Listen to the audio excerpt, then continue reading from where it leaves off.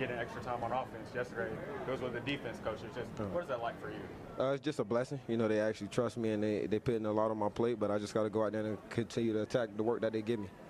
So does your day end later than everybody else's day because you got extra meetings and stuff? Like, are you the last guy out of the building just because you got extra stuff to do? Nah. It's the same as everybody else, but I just got a little bit extra work on my plate, and I just continue to switch between the meetings.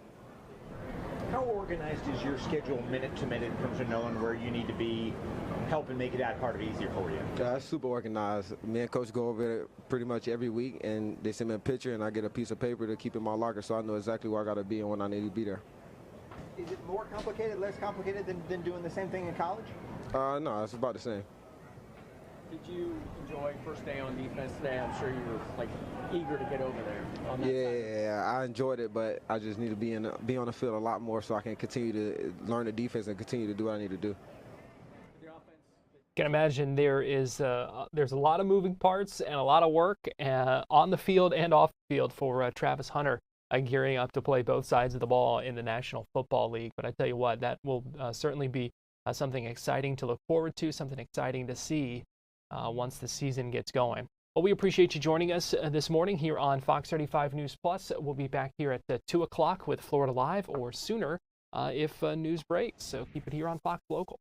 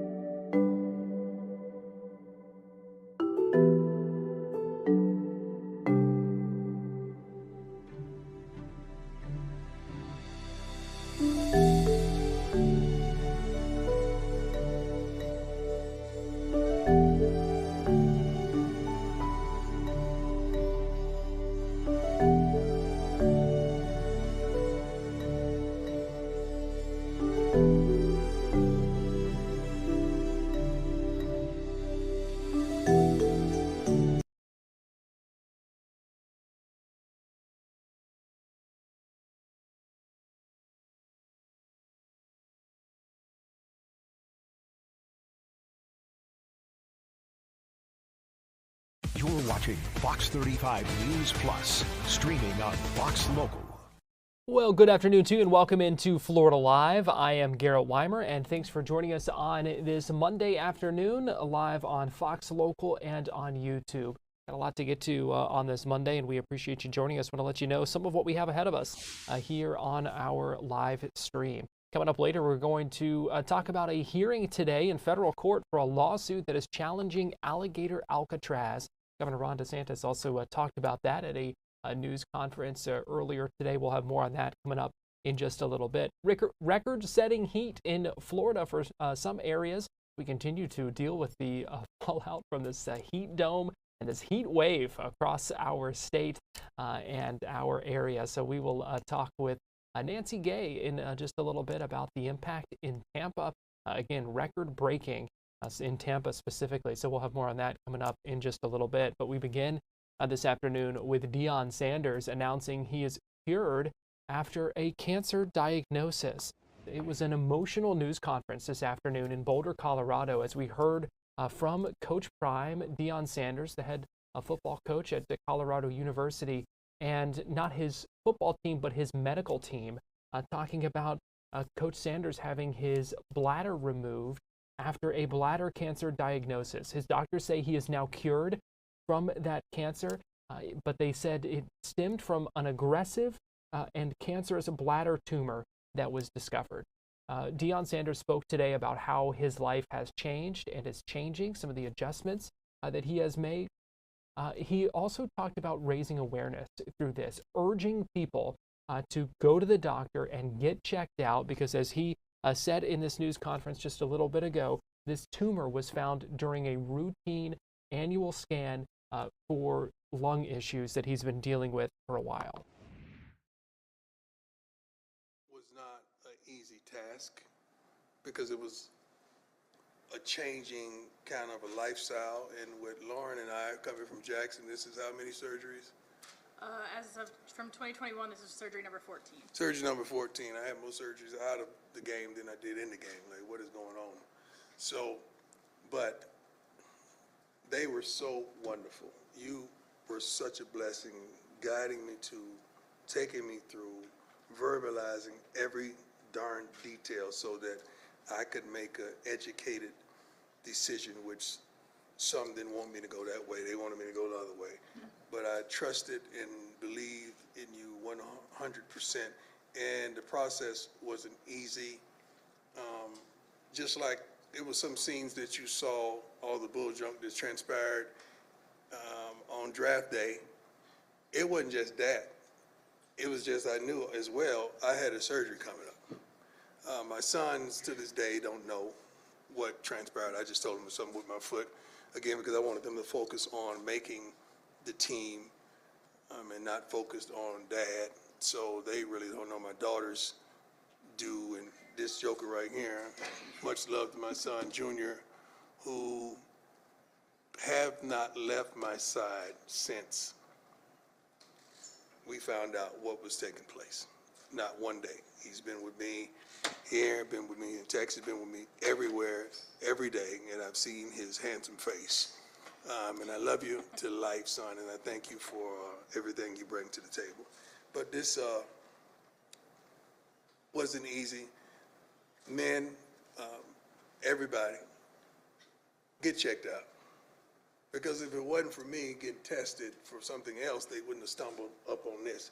And make sure you go to get the right care, because without wonderful people like this, I probably wouldn't be sitting here today, because it grew so expeditiously, I could say.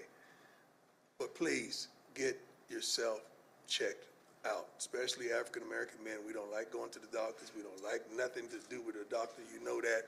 So I'm not just talking to the brothers. I'm talking to my Caucasian brothers, my Hispanic brothers, my Asian brothers, my everybody, and my sisters. And that's all, y'all. Get checked out, because it could have been a whole another gathering if I had. I'm thankful. It's been a tremendous journey. It's been tough.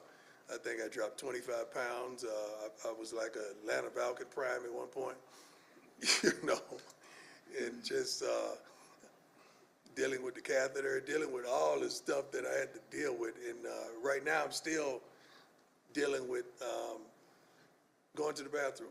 Like, it's a whole life change. Like, I can't, and I'm gonna be transparent, I can't pee like I used to pee. It's totally different. And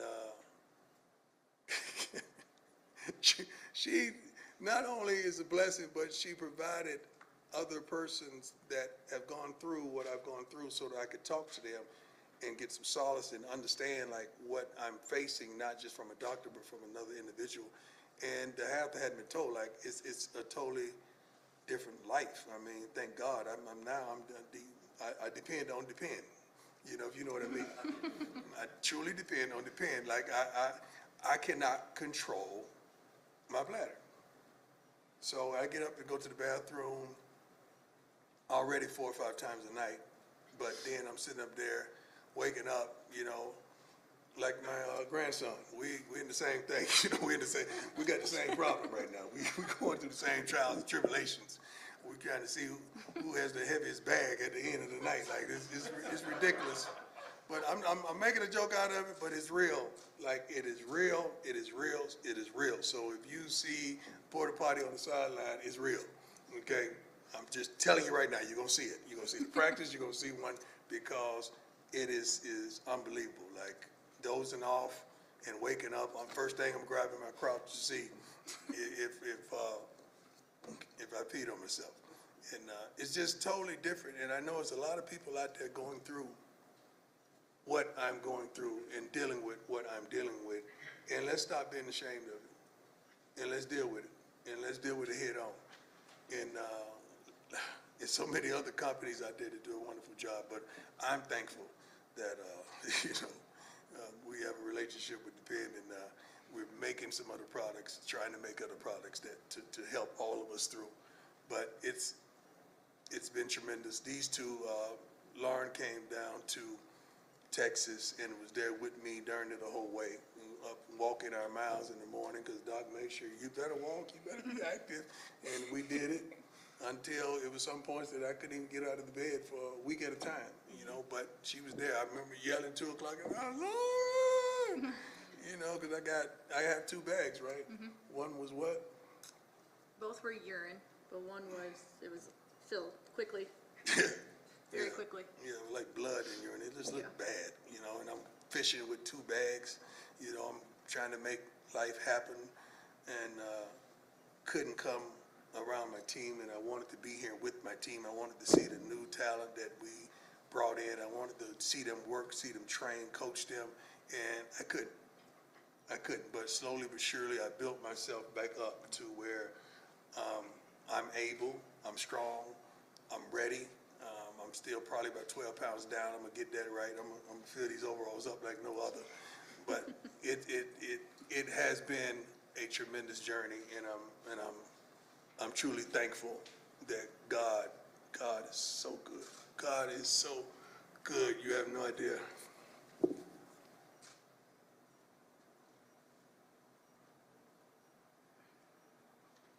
You have no idea how good God has been for me to be here. You have no idea. Thank you. Thank you both for everything. Let me add this for all you people that get upset when I start talking about the Lord. I never once through this whole journey said, God, why me? Because I would have to say, God, why being you sit me up here in front of these wonderful people? Why you give me the position of the head football coach of the prestigious university? Why you allow me to father 5 wonderful kids? Why you give me these relationships with these wonderful people? Why me, Lord? Did I have some of the things that I have? I can never say that. I can never say the other side, because I'm going to have to ask that. I said, Lord, whatever it is that you're doing, let me know what it is so I could expedite the process. Because I know you got me. I've seen you have my back.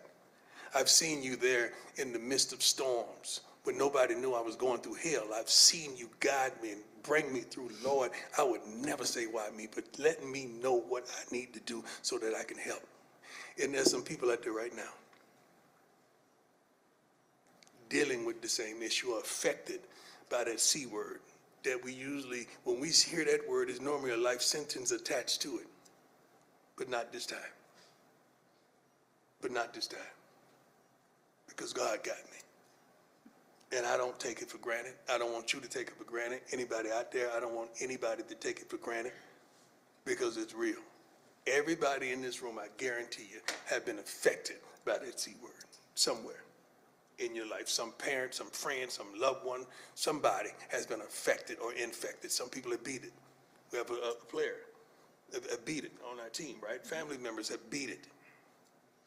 And I be darned, I think I will have a wonderful team, ain't it, Doc? We gonna beat it, ain't we? It's beaten. It's beaten. Amen.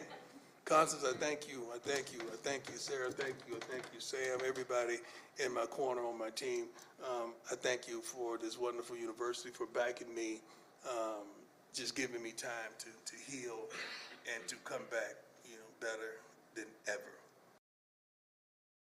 Words of encouragement there from Deion Sanders to other people who may be going through similar things right now. He does say he will be on the sidelines, continue coaching this year. Now, Colorado does not play any Florida teams this coming season. They did travel and play UCF this past season in the Big 12, but nothing on the schedule for this coming season, but going to be good to see him continuing to coach and on the mend here.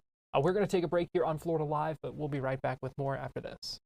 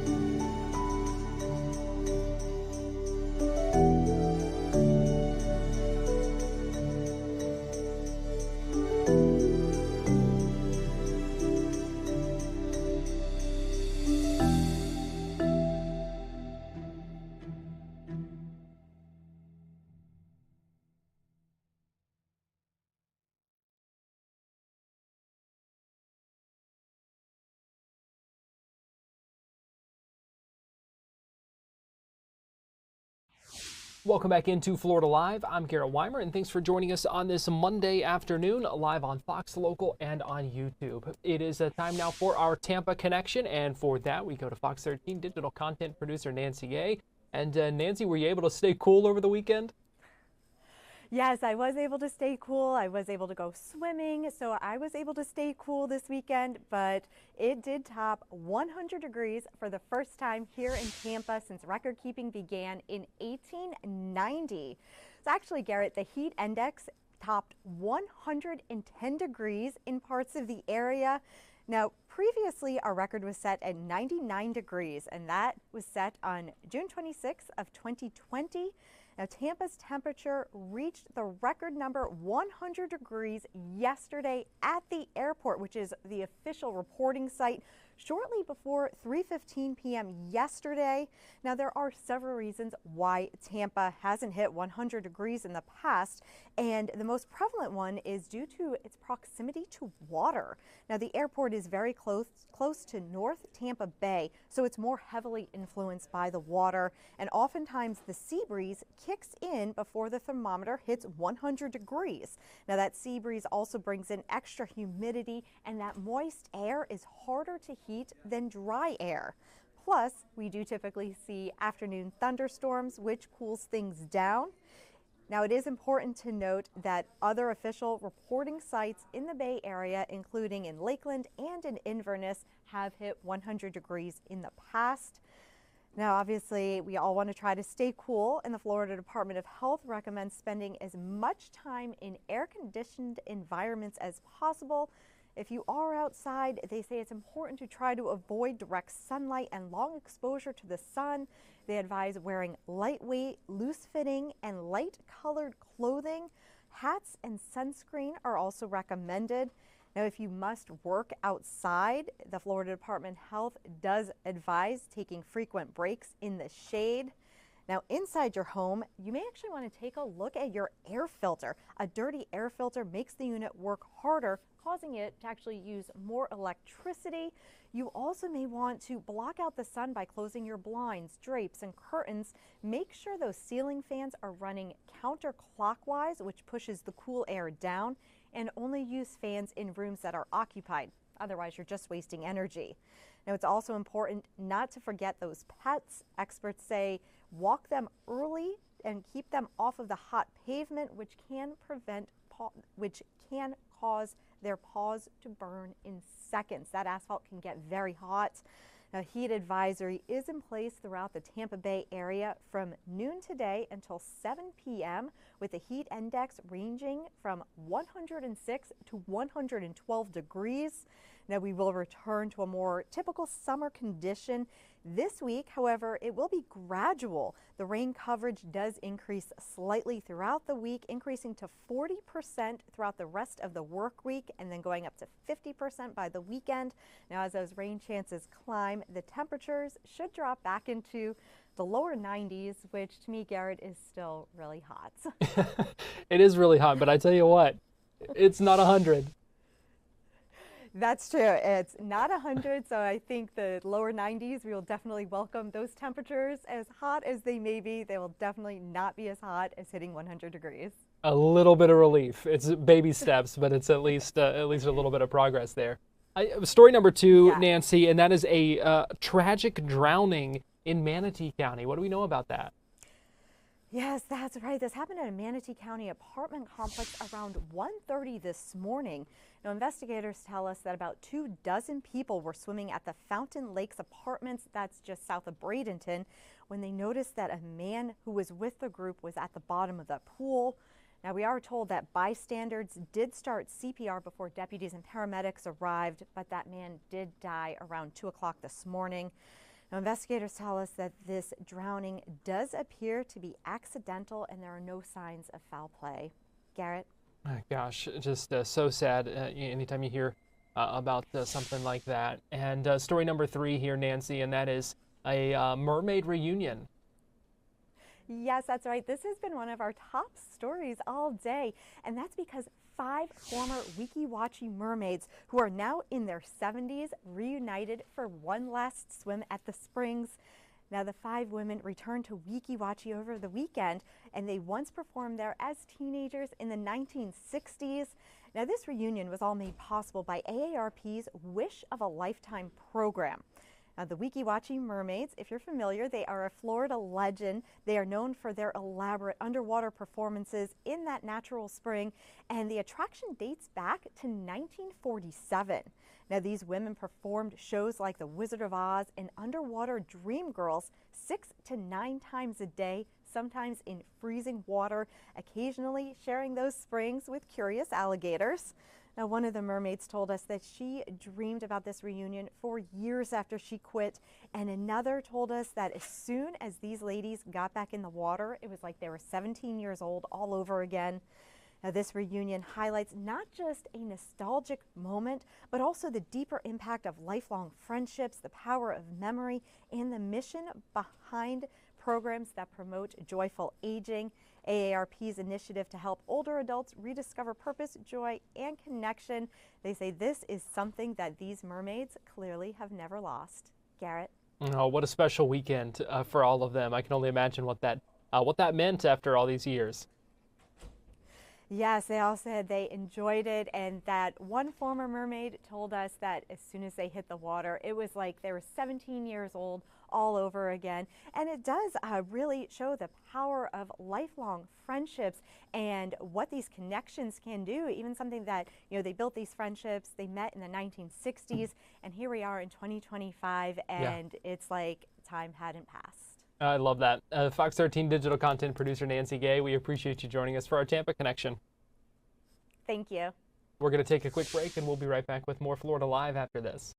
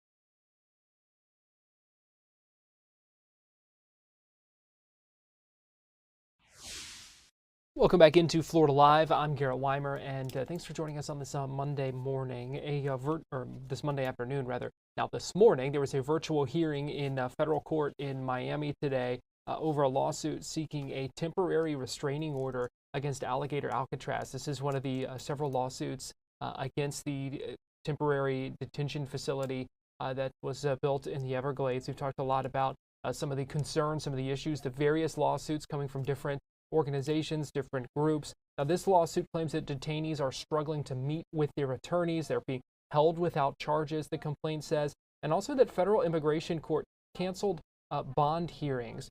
Again, this is just one of several lawsuits. There's a separate lawsuit that challenges the construction of the camp there in the Everglades, with environmental groups saying that the process didn't follow state and federal environmental laws. Now, at his news conference in Panama City Beach this morning, Governor Ron DeSantis did talk about the construction of Alligator Alcatraz, also talked about trying to streamline the deportation process and increasing the number of beds for ICE.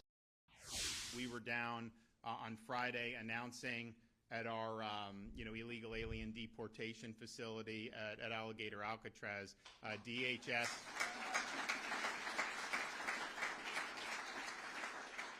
So this was basically just an airport there, and within record time they've built this, and now you've had hundreds of illegal aliens that have been flown out of there for deport.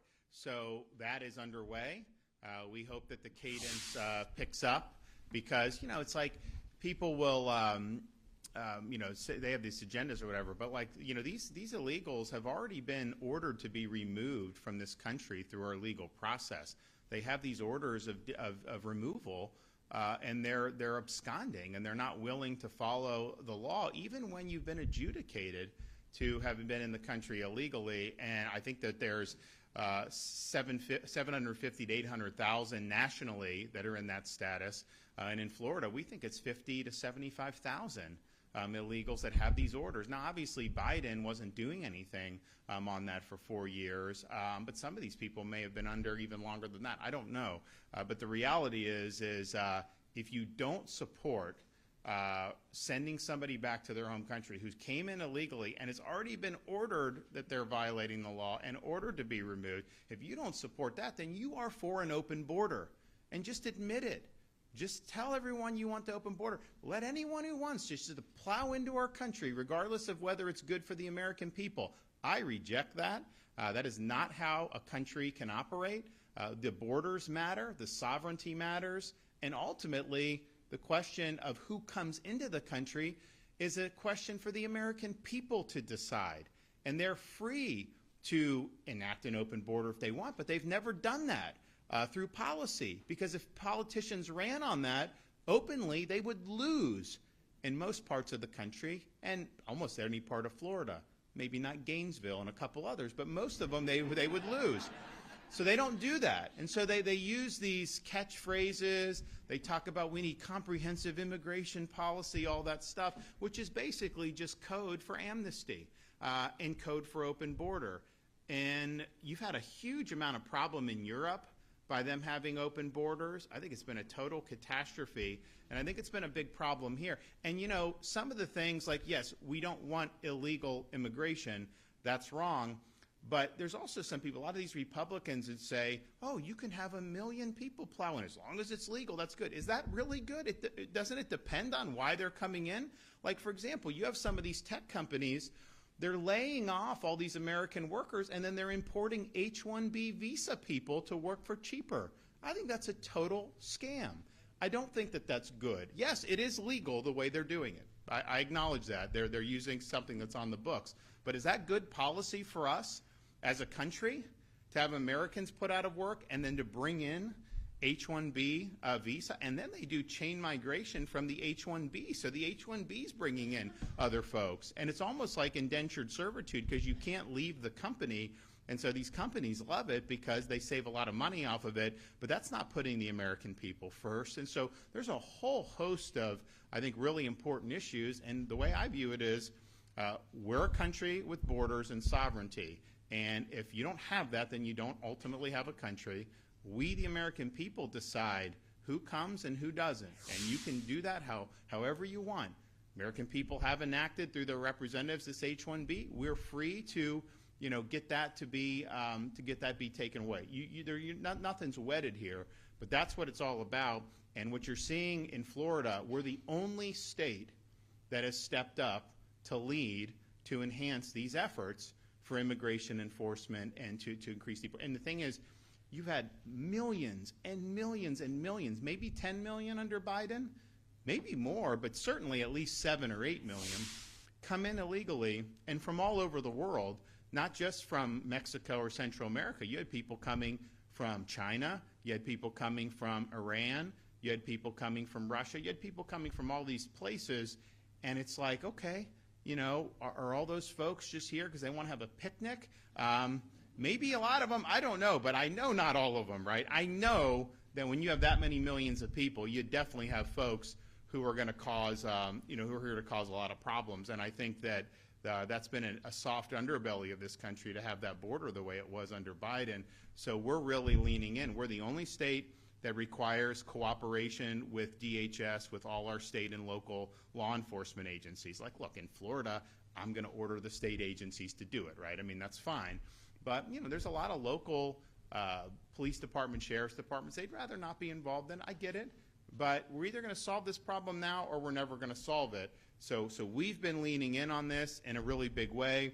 I know the president and some of his key people in this space have called on other states to do similar to Florida.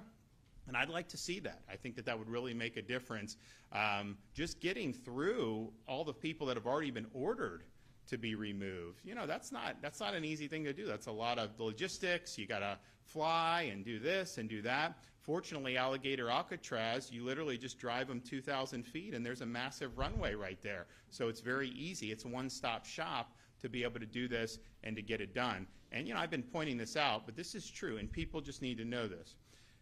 I called a special session of the Florida legislature at the beginning of the year because I said, we have a mandate. President's policy is to reinstitute borders and to make sure that we have deportations of illegals. And so we did that. I proposed the policies that we have now, but I was initially, that was not something that particularly the Speaker of the House was willing to follow. So they did this bill and they put it on my desk, Perez-Gruder's amnesty bill, and it would have made Alligator Alcatraz illegal in the state of Florida. It actually would have affirmatively shut down everything I've been doing and my administration's been doing to protect against illegals on boats from Haiti and Bahamas and all these different places. And it would have totally stripped the governor from being able to be involved in immigration enforcement at all. Well, guess what, guys? If I wasn't involved in creating Alligator, do you think that would have been built? Of course it wouldn't have been built. Now we're in a situation where they're going to uphold the law, and we're going to make sure that happens. And our role is not, people ask me about, well, why are you getting involved? Why are you doing it? I'm doing it because if we don't do it, the job's not going to get done. Like the ICE doesn't have enough resources to be able to handle this level just on the folks that are doing it. So if the state and locals aren't supplementing, then the job's just not going to get done. And I want to get the job done. I mean, I think that when you see problems, you got to address the problems. So that's what we're doing on that. Now they say, well, do you really want to be doing this? That? Look, they got a lot of money now, DHS. If they want to be able, if they can handle this 100% without us be my guest. But I don't think it's going to get there anytime soon. So what we're doing, I think, fills a very important void. And without us standing this up, you wouldn't have these flights undertaken. So we've got a lot of guys that have worked very hard on this, and I think it's been very good. Governor Ron DeSantis speaking in Panama City Beach earlier today. We're going to take a break here on Florida Live, but we will be right back after this.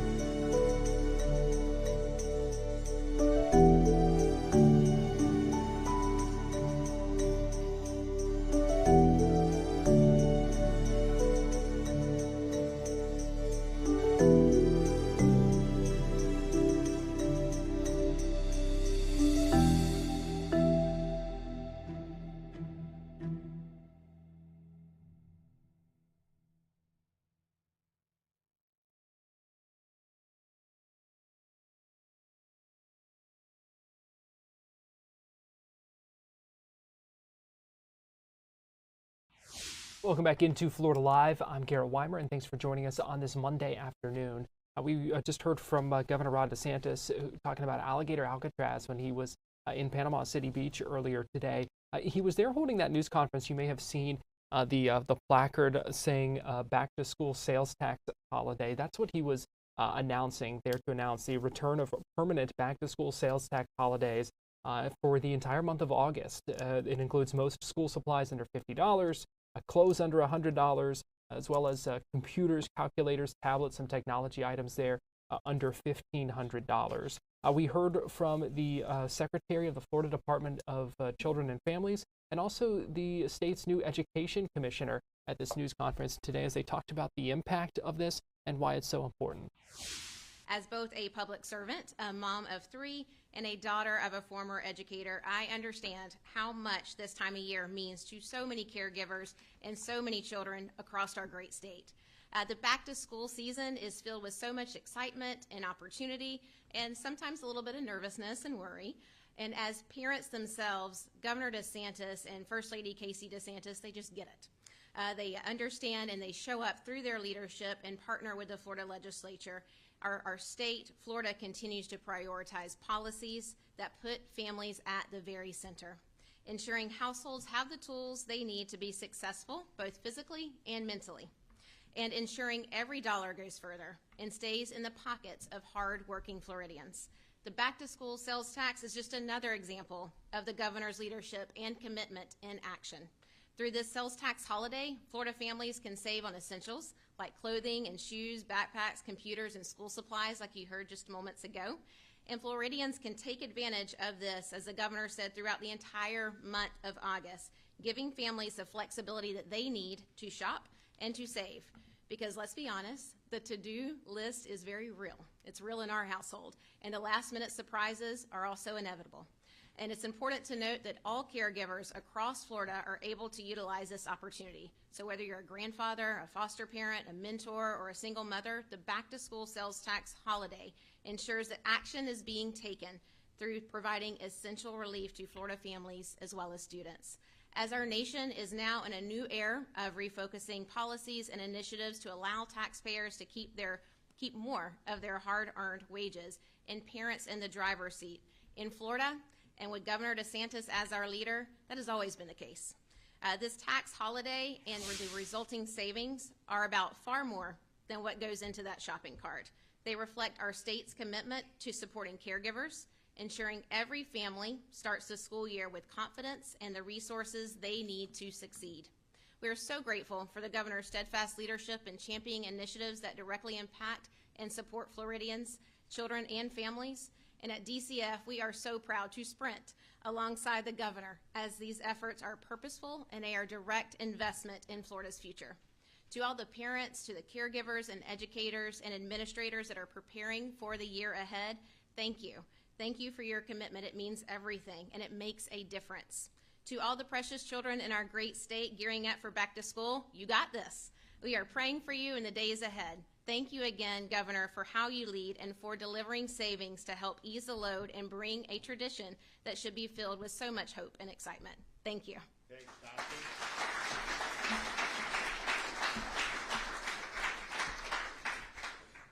Well, thank you, Governor. It's great to be here with you, and I think it's safe to say that there is no other governor who has done more for families than Governor DeSantis. So thank you, sir.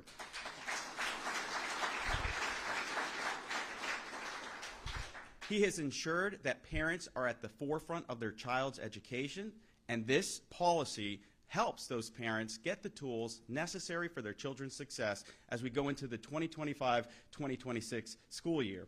And as a father of 4 girls, when I read that I'm going to be able to save on clothing and shoes, I was extremely excited.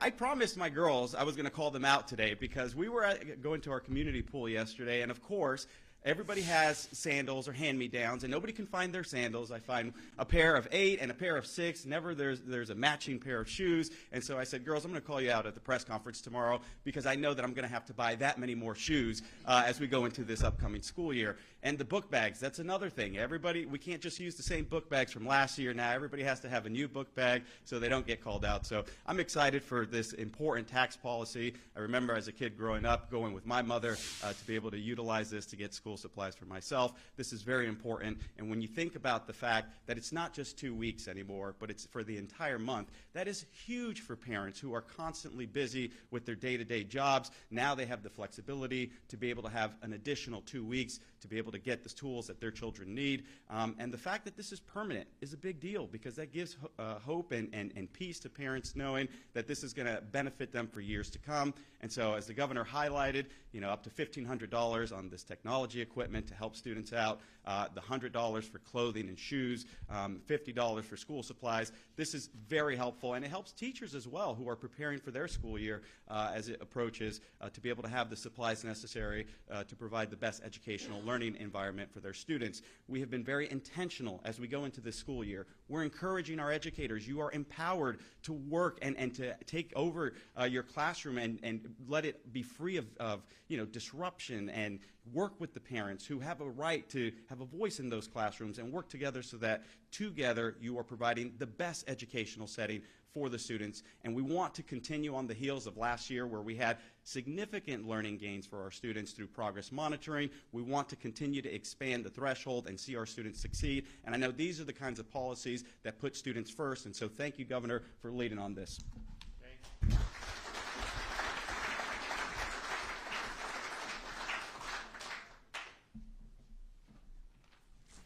Good morning. My name is Kate LeBlue. Thank you, Governor DeSantis and his entire team. It is beyond an honor. I'm honored to be here today as a mother of 4, like Governor DeSantis said, and also my sweet husband and I have a small business here. So making this a month-long initiative. We own Animal Care Center, so we have a large-scale veterinary clinic. Is that in Panama City? It is. It's here in Bay County. Okay. So you do. They said, "Is he going to ask you questions?" I said, "No, no, he's not." I'm just trying to give you free advertising. Okay, well, if my husband will stand up, that's Dr. Matt LeBlue right there. Yes, it's small animal. It's 24 hours. We have 24-hour monitoring. It's 7 days a week. Emergency clinic. So yes, come and see us. But as that small business owner as well, it is so beneficial for sometimes a lot of our employees that are single. A lot of them are single moms. Some of them are raising their nieces.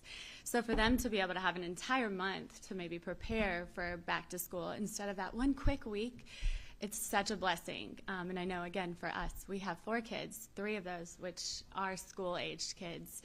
I'm not even using this. It's such a blessing. We went yesterday to Target, and that's probably my husband's least favorite event. And the kids, it's so exciting. I had to turn to him and remind him, we were all here at one time, and it's so exciting to pick out your backpack and your folder, and it's even more of a blessing for us if we can save that little bit of money. And it goes hand in hand as well with teachers. I think today we find that a lot of teachers, I'm deep into the school here, and it's fascinating how much they put back into the school out of their own pocket. This is not anything that comes from the school, and it's so neat to see those that are truly vastly underpaid and giving every single day and pouring back into our kids. And I can get in line with Governor DeSantis that it's been a summer and it's been an exciting one full of lots of adventures, but I too am ready for a schedule and to get back into a routine.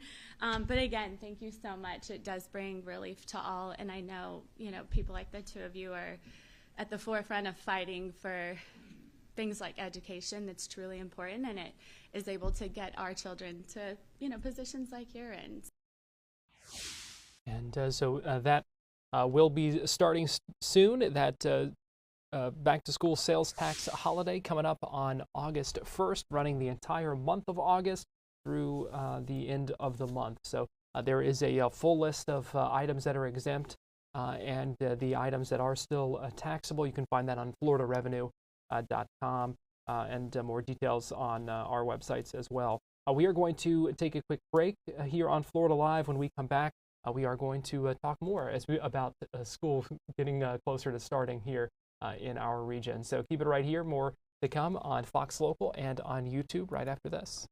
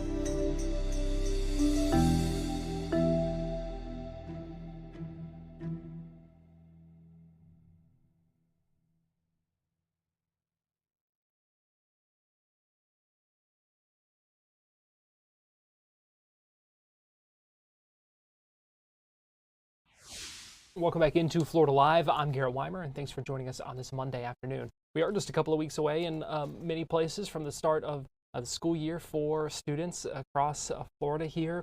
Earlier today, Fox 35's Esther Bauer sat down with the superintendent of Volusia County Schools. They talked about a number of things, including earning an A grade in the county, some new rules to keep students safe in the classroom, and also some new steps of technology, looking at things like AI, zero eyes, some of those new technology things that can help keep students safe at school. They also talk about the formerly frozen funds heading back into school districts across the country. This is the superintendent of Volusia County Schools. Just a snippet of that conversation with Esther earlier today. What do you think got you guys to the A, this previous school year, and what are you going to take with you to continue that moving forward? That's such a very good question. I will tell you, we always knew that the potential existed here. We have some wonderful students and great staff and partners in our community that have been truly invested into this community, so I'm very thankful for that. But from our standpoint, you have to have a clear focus of where you're going. And once you have that clear focus, that vision, so to call, you have to ensure that all of the right support systems are in place. So one of the things that we really pride ourselves on, we wanted to ensure that our students were engaged in rigorous instruction on a daily basis and what we call standard aligned instruction. So that meant ensuring that as we were doing the planning for the execution of the material for our students, that it was standard aligned and that those experiences were also aligned to what the standard calls for. So that's where it all began. I will tell you that about 3 years ago, my first conversation with the team and with every shareholder, stakeholder here, is that we have to have a way of work and a common language that goes with that way of work. And we have worked diligently to institute that and to stay steadfast on those practices, having those monitoring systems in place so that we can ensure that every student, every subgroup, that they're making adequate progress. So our team has been extremely, extremely focused, diligent, ensuring the supports are in the right places, monitoring, making timely adjustments, and celebrating along the way. And I think those are some of the ingredients that has led to the success of where we are currently. And I know there's some new state laws, new policies you all will be putting out there. Talk about some of the safety and security measures that will be new, families will see. Well, 1470 is not necessarily new. It's about your lock gates and locked doors, so we will continue to implement those. But in Volusia County here, I believe, and we've always said this, that every student, every staff has the right to feel safe in their working or learning environment. It's a right, the way I see it.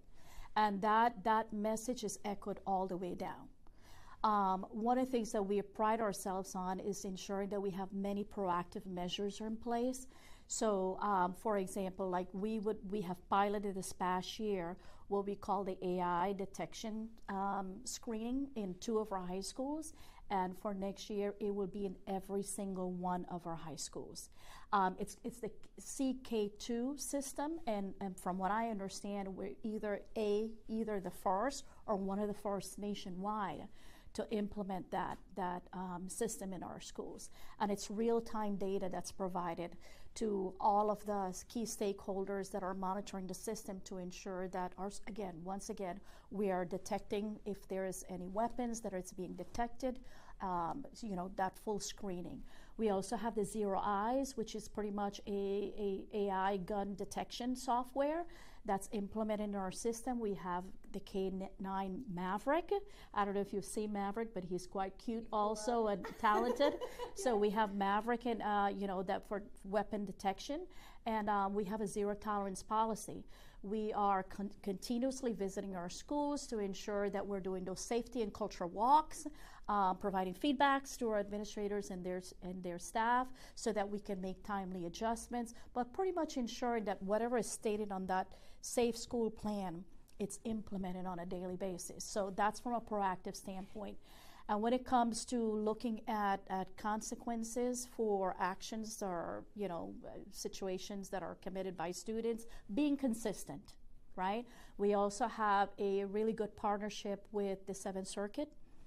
And that's pretty much, we work with 4 other counties, and it's about ensuring that we're streamlining how we're educating our students and our parents, but also how we're providing those supports, that they may need in a proactive way so that we can combat some of these barriers that might be out there. So there's a new Volusia County Sheriff's Office Behavioral Threat Unit that's ramping up, and that's focused on preventing school violence. Correct. How are you feeling just about that?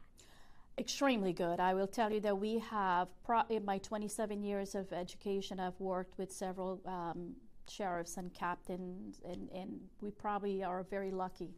I will say this to you, we are definitely lucky to be in the position in which we are with our sheriff and the partnership that we have. Very, very proactive in their thinking and their execution. And this unit now is what, as you know, we probably, or maybe not, that this past year we experienced about 900 Florida 45 threat. What is it called? Is it swatting? Tips. Let me go back. Approximately 900.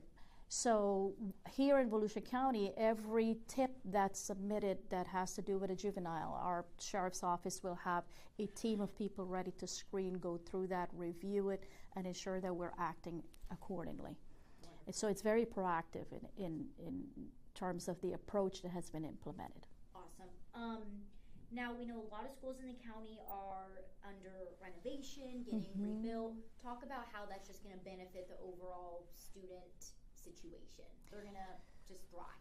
Well, you know what? I think our students, they deserve to be environments that are conducive for learning. We have 2 schools that we're going to be doing ribbon cutting this year for Stark Elementary, which, by the way, I have to tell you, they're one of the 2 schools in the entire state that has jumped from a D to an A. Wow. There's only 2 schools in the entire state that has been able to achieve that, and Stark Elementary is one of them. In addition to that, Stark, we're going to be having a magnet program there for STEM and arts. But with that said, they're receiving a brand new school, and I'm very excited for that community and those parents, and it's long overdue. Orange City Elementary is our second school that we're excited to give as a gift to the community, and thanks to our taxpayers who have really diligently supported that process. And then we know there's federal funding freezes, and statewide we've seen, some funding cuts for public schools. How as a district are you guys kind of navigating that? That's a very good question. So I will tell you that we were looking at approximately a little bit over $7 million. But thanks to the work that has been done at the state level through FADS, or Commissioner of Education, and everyone working together, we just received news that those funds will be unfrozen, so we could resume and continue with our operation as we were planning for beforehand. So all of the money that originally we heard that were entitlement funds, they will be unfrozen. So $7 million deficit for Volusia County alone. For Volusia County is now back. It's going to be back, yes. I mean, talk about how that's huge, because the cuts you would have had to make would have been huge. Absolutely. And you know what? It's again, you're looking at, your ESOL students, right? You're looking at Part A, which is Title I, professional development. You're looking at some other services that are really needed when you're looking at those wraparound services. So really it's in the area of wraparound services that would have been affected. So we're very grateful that those funds are back. And again, thanks to our Commissioner of Education, our FADS, and every advocacy group out there that has been working to ensure that we remain solvent for the upcoming year. And you can just comment on Volusia, but are you hearing that's also benefiting other school districts, or you guys just did great advocating where you were to get that was nationwide. Okay. Nationwide, yeah. Wow. So we're very excited for the entire nation. Yeah. So big impacts there to the funding being unfrozen at this point. Well, we appreciate you joining us here on Florida Live this afternoon. We are here weekdays at 2 o'clock here live on Fox Local and on YouTube. And appreciate you joining us today. I want to let you know one other thing we are monitoring this afternoon, and that is the Lawrence Doherty trial. Jury selection began this morning in that trial going on in Orange County inside the courthouse there. Doherty is charged with a second-degree murder. He's accused of killing a former Orlando Magic player, Adrian Payne, back in May of 2022. There was a shooting outside of a townhome while Payne was shot while, according to investigators, he was trying to break up a domestic dispute. Now, Doherty, who is on trial here, is claiming self-defense under Florida's stand your ground law. So a lot of interesting elements to that one that we will be watching. Again, jury selection beginning this morning, and we'll have updates from the courtroom as that trial moves ahead. Thanks for joining us on Florida Live. As we wrap up here, I will leave you with a live look at